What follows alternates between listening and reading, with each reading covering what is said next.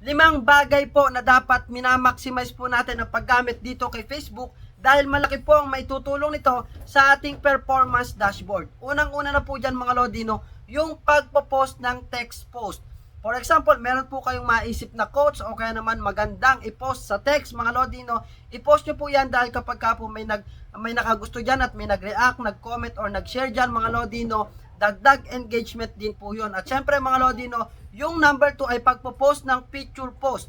Pwede po kayong mag-selfie o kaya naman may nakita kayong magandang tanawin o kaya magandang picturean mga Lodino. Picturean nyo po yan at sigurado meron din po makakagusto ng mga picture post nyo na yan at pag may nag-react din dyan, dagdag engagement din po yan mga Lodino. Pangatlo po mga Lodino, yung ating mga post, dapat po sineshare po natin yan sa ating stories. Para sa ganung paraan mga Lodi, kapag po yan ay nakita ng mga viewers sa stories, ay pwede nilang i-click yung ating mga post para po mapanood, halimbawa yung ating long form video o kaya naman yung ating reels video.